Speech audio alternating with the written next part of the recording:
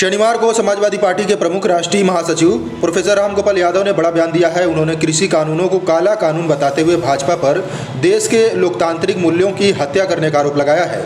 नगर के Prithvipur guest house में MLC Arvind Pratap Yadav के साले हर्षवर्धन यादव की शादी में आए प्रोफेसर रामगोपाल यादव ने पत्रकारों से वार्ता की।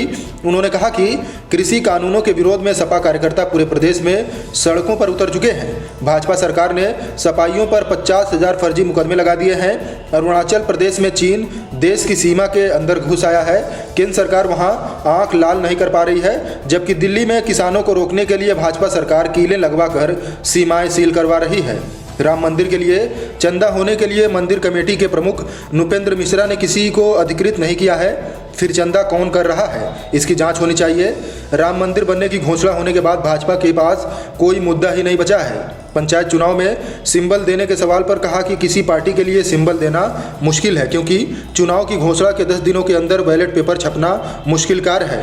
प्रसपा से गठबंधन पर उन्होंने तीखी टिप्पणी करते हुए कहा कि जिनका जनाधार ही नहीं बचा है उन पर टिप्पणी करने से कोई फायदा नहीं। प्रसपा के सभी प्रत्याशियों की जमानत पिछले चुनाव में जब्त हो चुकी है। किसी भी पार्टी से गठबंधन करने के सवाल पर कहा कि भविष्य में रणनीति बनाकर फैसला होगा।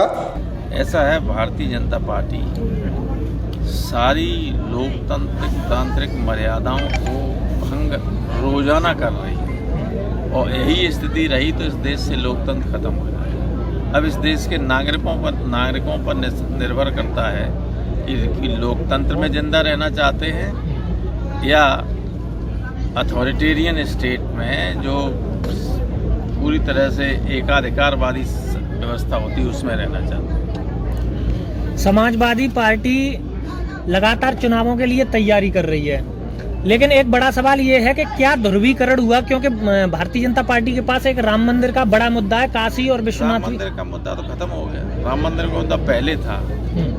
जिस दिन सुप्रीम कोर्ट ने फैसला कर दिया राम मंदिर के बनाने के लिए पक्ष में, तो उस दिन के बाद मुद्दा बचा ही नहीं। इसीलिए तो ये लटकाए रहे इतने वर्षों तक।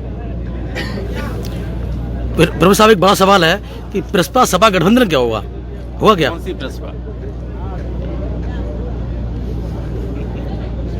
क्या सुपाल सिंह जी से जो कह रहे लगातार कह रहे हैं कि हम विचार करेंगे। अरे यार, नाम ले रहे हैं, उनका है कुछ जी? किसी की जमानत बची इनसे तो उनके जो पिछली बार चुनाव लड़े थे। आप लोग कहीं नहीं होता है उसमें से you want to take something out of nothing. Praspa से नहीं सपा किसी से गठबंधन करेगी 2022 में? ये रणनीति के तहत जब वक्त आएगा तो बता दूंगा आपको। चलो, हो गया। ब्यूरो रिपोर्ट, तेजस खबर।